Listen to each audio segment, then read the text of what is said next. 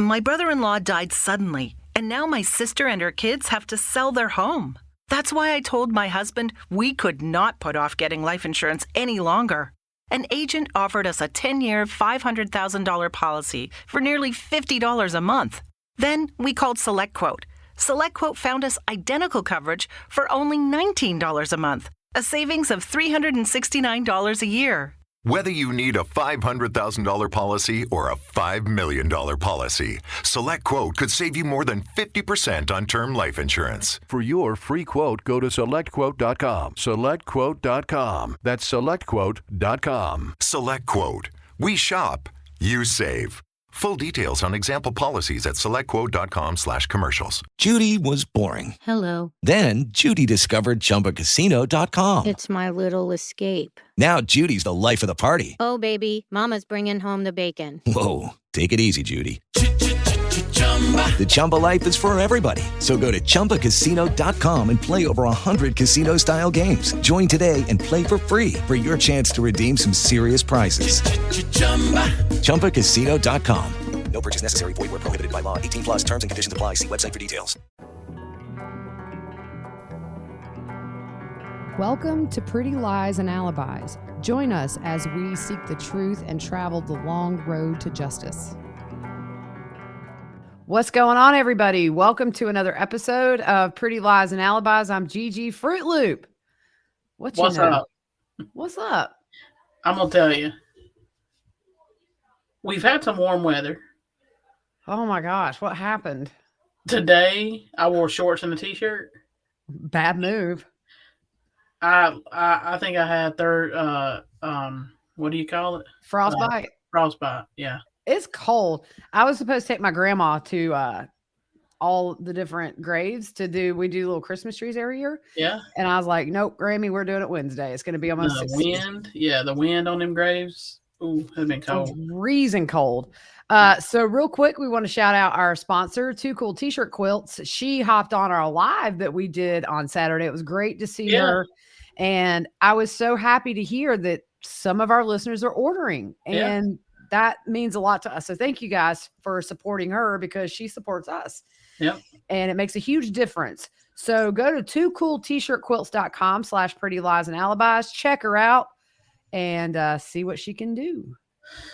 They can take your t-shirts and make them into a quilt that is too cool. Yes, they can. So I just want to tell you, my little 8-year-old nephew who has autism is over here and he lives across the street. So I've been gone all day. I've been Christmas shopping. It's been a crazy few weeks. So I finally today went and met my mom out at the mall. We did a lot of shopping and he was waiting at the window all day for me to get home. So I got home. I had to go up to my aunt's house to help her with stuff. So then I said, all right, when I get home, I'll come get you. So he's over here and he hasn't been over since we decorated. And there's these presents under the tree that Sarah Rose got at school in the little Secret Santa shop, right? She wrapped them and worked hard. And so Carter says, "Oh, I love opening presents." And I said, "But Carter, they're not your presents. Sarah Rose got them for all of us. And she worked really, really hard to wrap those the other day so nobody would see." "Well, but I really like opening presents." I'm like, "Carter, you can't open these presents, dude. Like none of them are yours." So he said, "Would you be mad if Sherlock opened the presents?" And I'm like, "Sherlock cannot open presents." So anyways, she's in there sitting with him so he doesn't open the presents. But I'm going to tell you, I'm going to wrap some stuff before I go in there. I'm just going to find household items and let him unwrap them because, I was like, they're not your presents. I don't care. I just like unwrapping. He's so funny. So you have my oldest up at your house tonight. It was really strange. She drove here. I know. It's so weird. I watched her on 360 the whole way. Yeah. I'm very really weird. Yeah, it is weird. Yeah. But I'm glad she's there safe. Make her do some housework or something. She can do dishes. There you go. So it's been 2 years. Well, before we get started, thanks to everybody who came on the live the other night. Yeah, it was so fun. It was a blast. We're going to try to do this more often just to connect with everybody. It was fun answering questions about cases and then just about our life. Yep. So we really appreciate everybody. And those of you who did the little super chats, that was just a very nice surprise. We had a couple who PayPal'd and we appreciate it. So helps us to do this. So it's been 2 years today since we first heard about JJ and Tylee in the news. This is the 2nd year anniversary of when the police in Rexburg announced the search for the kids. Yeah. It's crazy. Yeah. So I think Justin Lum's having some kind of big thing tonight. He did. I think he's posted it maybe, or there's a link for it, but he has a special video. I think it's like 45 minutes long where he talked to Kay and Larry.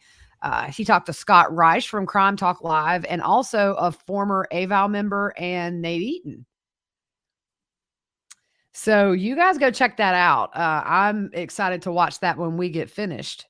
And so it's just 2 years. It seems like a lot longer. And then at times it seems like yesterday. Exactly. Because if you think about it, I remember reading an article online, and then I saw the Nate video where he had found them in Hawaii and was, where are your children? And people are praying for them. And Lori says, that's great. And so just a lot has happened in 2 years, because I think for a long time, everybody was really nervous. We had Lori who was in jail in February. So we had a month or two where there were no arrests. Mm-hmm. And I'm thinking, missing kids, come on now. She needs to be in custody. She gets arrested, extradited. Remember, we saw her coming off the plane, transferring planes, coming out of that holding room in the airport. And then it was months before Chad was arrested. And everybody just couldn't imagine, why is he not being arrested? Yeah. But then we got the video of him being arrested, which was really cool. Right. Thanks to the local there who grabbed it. But it's just been 2 crazy years. We go from knowing very little to now really recently we're getting these document dumps that give a lot of insight into how they worked, how they thought, what they believed. Scary stuff. And I don't think we've heard the half of it yet. We still have his trial to go and her trial eventually. So anyways, 2 years that these families have had to just suffer the unimaginable. Yep. So they're in our thoughts this holiday season for sure. I know Kay and Larry said they're looking forward to having a normal of a one as they can, but still it has to be very hard. Yeah. So we're going to jump back into the Gilbert documents. We're kind of getting to the end of where I stopped my research because I did a ton when I didn't have anything to do. And now I'm like, oh boy, I got to dive back in. So if you guys remember, we left off on the last episode where we were talking about them finding the DNA in the car that Colby was given to drive. And so we're going to pick up on December 21st. And so after finding blood, by the way, you were right. It's a Nissan Rogue. Yep. They obtained a search warrant for Alex's F-150 truck, and the truck was still at Zulima's house. At this point, he had been dead maybe, 10 days? Or I don't remember the exact date, but maybe the 12th of December. So Zulima came to the door, and they advised her of the search warrant. They also asked if she had any idea of where Tylee and JJ were. Remember, at this point, we didn't know. Yep. She said she had no idea, and they reiterated to her that at this time, the children would not be removed from Lori's custody. They just needed to lay eyes on them and check their welfare. I think they even told them they could hold up a newspaper with the date or do like a FaceTime. Yep. Yeah. So again, she says she doesn't know where the kids are, and the investigator tells her he doesn't think that's true. And Zulima expressed concern for what may happen to her. Zulima said she had nothing to be afraid of, and any further questions could be referred to her attorney. So on December 23rd, investigators had arranged a meeting with Colby and his wife, Kelsey. They had previously told Colby that they had found blood in that Nissan, and they would like a swab from him and Kelsey for DNA comparison, and they provided one. So in Alex's F-150, they found DMV registration showing the truck was his, the Patriarch letter from Chad to Alex, and one bag of orange molded foam earplugs, and one Snap Caps 223 Remington training bullet. They found a blood stain on the front passenger seat. So December 26th, police interview Ian's sister, the homeowner of where Alex took the Nissan Rogue. Hannah was familiar with the media coverage at that point of JJ and Tylee. So she said Ian had been planning to come to her house for Thanksgiving for months prior. He arrived on November 23rd with his 2 kids and said Melanie would also be coming to visit. He said he had met her a week prior from an online dating site. I wonder if that was a little weird for her. Yeah, I'm sure. I mean, because at this point, the sister is aware that these kids are missing, and your brother's bringing home one of the crew. Yeah. A week after meeting her online. And just, yeah. Melanie arrived November 27th in the Nissan Rogue. She spent the first 2 nights somewhere else and spent the night at Hannah's house on the 29th, and they left on the 30th. Hannah was told the car would stay, but someone would pick it up. This made her uncomfortable, which I could understand. For sure. Hannah was told Melanie drove the Nissan to Arizona with her uncle Alex. Hannah said Melanie talked a lot about Brandon and said she was blaming her for someone shooting at him. She said they divorced because of his promiscuous behavior, and she said she had to leave her kids and not see them for some time. See, right there, it doesn't make sense. If your husband is bad, why do you leave your kids with him? Right. No. And I mean, there's no reason for a mother to say, I can't see my kids for some time. In a normal world, as a mother, the last thing you want to do is be apart from your kids. I mean, Exactly. Yeah. Hannah said Melanie appeared detached. She mentioned JJ and Tylee, but nothing of context, and it was small talk. Hannah also said 2 weeks prior to this interview, Ian had told her Melanie was told Al had taken care of, and then it's redacted, but it was unknown what that statement meant. I hate redactions. I know, because that, to me, I tried to figure it out. I just could not, I don't know. She said it's possible Ian's kids had been in the Rogue, but none of them had any injuries that would have caused bleeding. February 20th of 2020, Brandon forwards life insurance policy information. At this point, Melanie is still paying on the premium. Following the start of his divorce proceeding, he told Melanie to stop paying on the policy. He needed her signature. He knew her signature was needed to remove her as the beneficiary. Yep. As of a week prior to this, she had not completed the paperwork. He gave investigators a screenshot of the communication with him and Melanie about this. You want to pick up? Yeah. So on an unknown date, Melanie sends Brandon a text saying, I just want to confirm that the life insurance won't come out. It came out on August 5th. Some of that was redacted, so it was a little hard to figure out what was going on. Brandon texts her on October 8th, 2019, and says he can't stop the payments from her account without her and offers to send the forms to her, but Melanie's did not reply. So October 9th, Brandon texts again saying, I assume you don't want the form, so the insurance will continue to come out of your account. She didn't reply again, and he gave Melanie's the contact information for his insurance agent. So I thought that was odd. I mean, you can sit here and wonder. I don't think she would have wanted to cancel that policy. I just wonder if maybe she wanted to transfer that where he would be paying on it, and which is kind of typical in a divorce. Yeah. You have to take out life insurance on yourself, and sometimes both, sometimes the non-custodial parent or the moneymaker. Yeah. So that's interesting stuff. You too, you wouldn't want to have to keep moving money back and forth between you. Right. Yeah. Instead of him having to send her money, it'd be easier just for it to come out of his account. So the investigator contacted the agent who said the way they had it set up with both of them as owners of the policy was odd.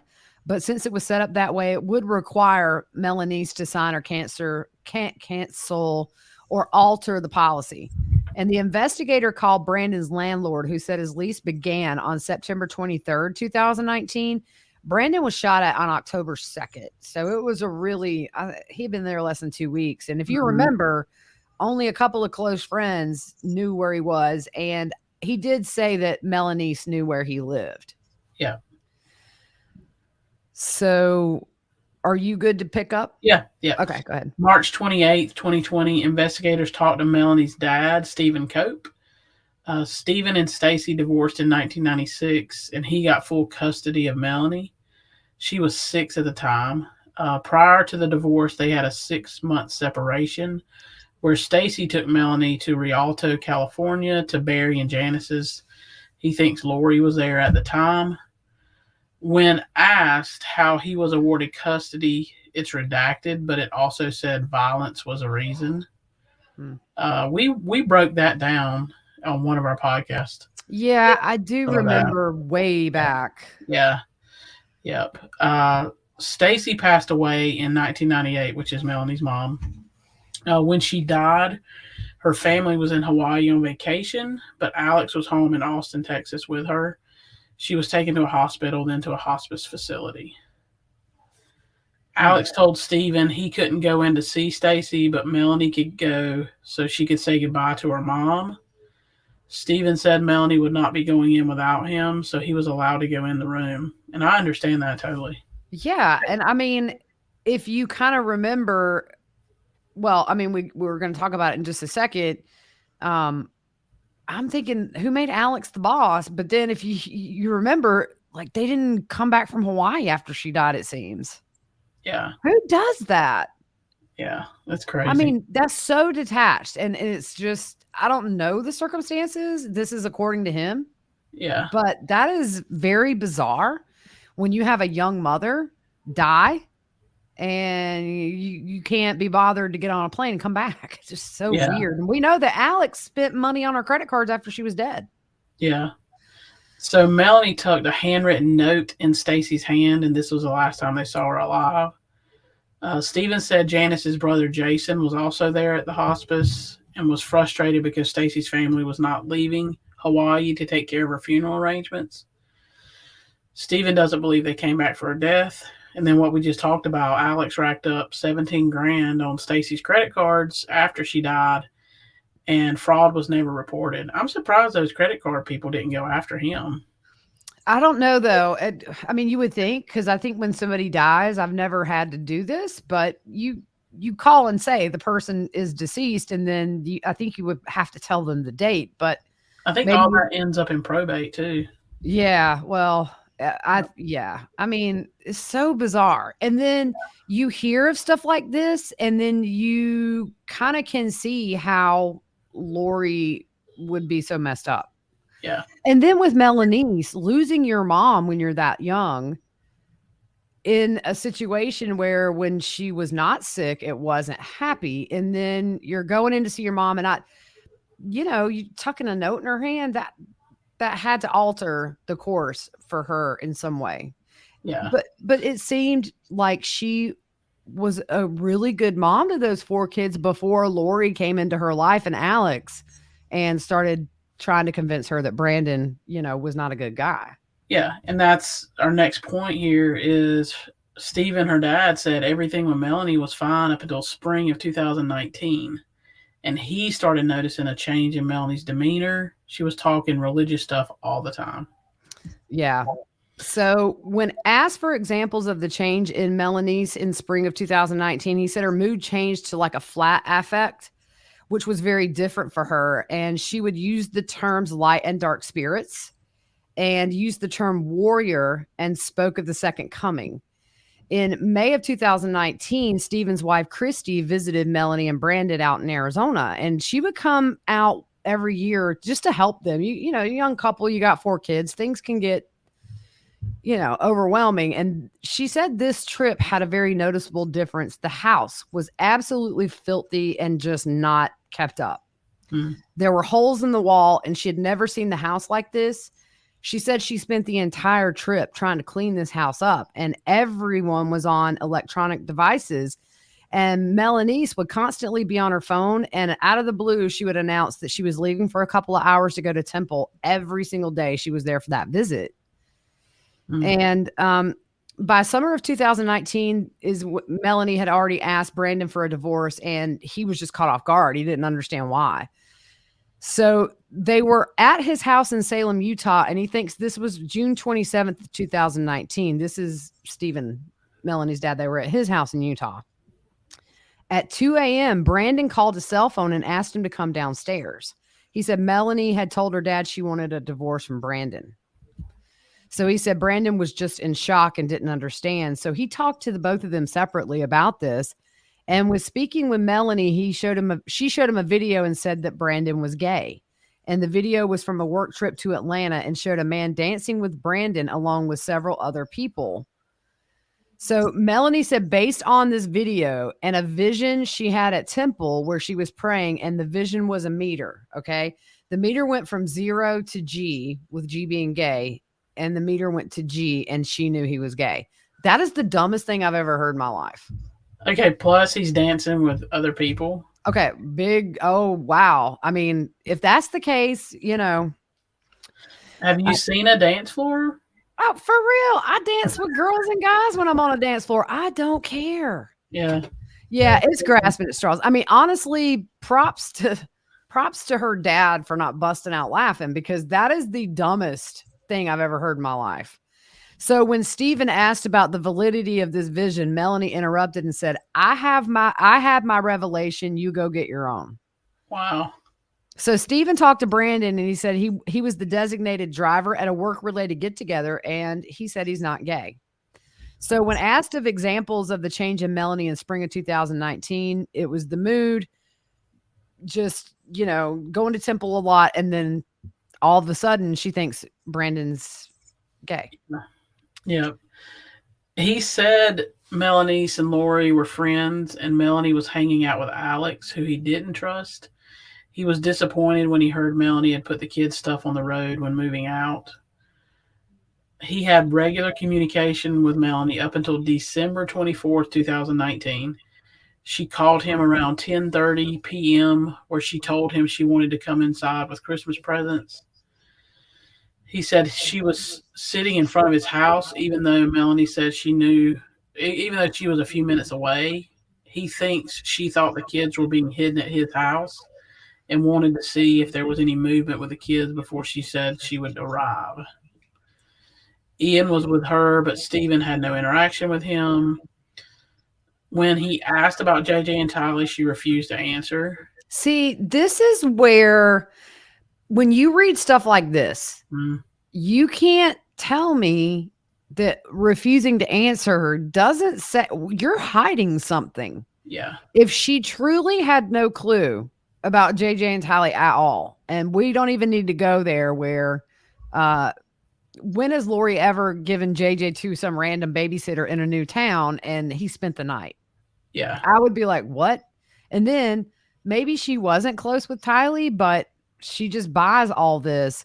I think to me, that was a big thing, the non-answer. Yeah. Otherwise, you would say, hey, I mean, Lori says they're with the babysitter. Tylee's at college, and leave it there. Yeah. So when asked about the shot at Brandon, she said, how do you know he didn't shoot at his own vehicle? I want to stop here. She's speaking to her father, who raised her. Yeah. Who, her and her mom and dad were divorced, but he raised her. And up until 2019, like, you have open communication, everything's fine. And then all of a sudden, all that stops. There's issues. And then you think about how she presented herself, I guess, to her dad. It had to have been a shock, because they seemed like the perfect little family. And now I've had my revelation, you get your own. That had to be so hard for him to see this downward spiral that the common denominator seemed to be Alex and Lori. Yeah. And nobody wants to see their kid go through that when you can visually see that and there's nothing you can do about it. And it's even worse when you're married and you have a family and you have 4 kids. Yeah. I mean, bad enough if you're single, but to do this with a whole family intact that you're throwing away because it's not convenient for your new life. Yeah. Man, that had to be hard for him to sit and do. I've never heard anything bad about her dad. No. So Stephen told Melanie he thought Lori and Alex were cold-blooded murderers. Melanie cried during this conversation as Alex was already dead, and also at the mention of Lori. He didn't understand why she was so upset over these people who he felt had done horrible things. Melanie changed topics and asked to go into the basement where her siblings were. He was shocked by this request, but told her to go ahead. She talked to them for 5 minutes and came back upstairs. He thinks she went to look for her kids. Yeah. You want to pick up there?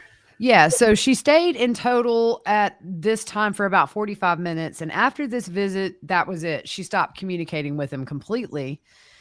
He noted that Melanie was upset with Charles for the failed juice business in Hawaii. And he said Melanie told him Charles didn't pay them back. I've never seen anything about that ever. Mm-hmm. But then again, what we see with all of them is when they are trying to justify something, they throw Charles and Tammy and all of them under the bus. Anything they can say to make them sound bad. So Steven said Alex would do anything for Lori and was her protector. And we talked about this before. He said he had information that Alex got a girl pregnant when he was 19 back east and never took responsibility for that child. And Steven said he would stand behind the truth, not so much if Melanie is innocent or guilty. And he acknowledges she could be in serious trouble with all this, but he would support her. And I think that's most parents. Mm-hmm. It's got to be a hard thing. And we're going to stop here for tonight, but I just have to wonder. And people asked us this on the live. I mean, I just don't see how she's escaped charges. Yeah, I don't either. Who knows? I just don't know that this grand jury up there is adding more charges to Chad. Yeah. I think that they've got the biggest ones they can have on him. So whatever, it had to happen there. So I don't think that this is necessarily related to Brandon because they've announced their charges that they have so far. Then again, still open. You never know. Somebody could get charged. I'm actually really shocked at this point. She has not faced any charges. Yeah, me too. So anyways, we're going to stop there. We will be back tomorrow. I'm going to have to do some research before tomorrow because we're almost out. But anyways, we will see you guys soon and hope you have a good rest of your night.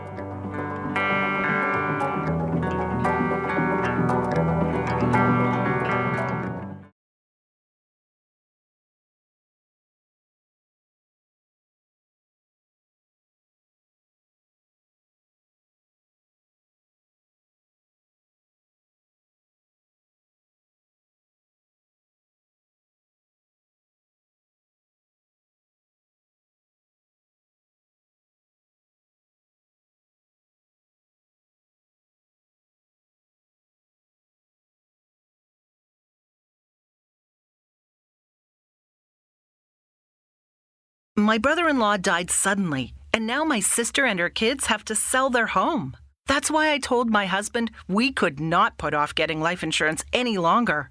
An agent offered us a 10-year, $500,000 policy for nearly $50 a month. Then we called SelectQuote. SelectQuote found us identical coverage for only $19 a month, a savings of $369 a year. Whether you need a $500,000 policy or a $5 million policy, SelectQuote could save you more than 50% on term life insurance. For your free quote, go to SelectQuote.com. SelectQuote.com. That's SelectQuote.com. SelectQuote. We shop, you save. Full details on example policies at SelectQuote.com/commercials. Lucky Land Casino, asking people, what's the weirdest place you've gotten lucky? Lucky? In line at the deli, I guess? Aha, in my dentist's office. More than once, actually. Do I have to say? Yes, you do. In the car before my kids' PTA meeting. Really? Yes. Excuse me, what's the weirdest place you've gotten lucky? I never win and tell. Well, there you have it. You can get lucky anywhere, playing at LuckyLandSlots.com. Play for free right now. Are you feeling lucky? No purchase necessary. Void where prohibited by law. 18+. Terms and conditions apply. See website for details.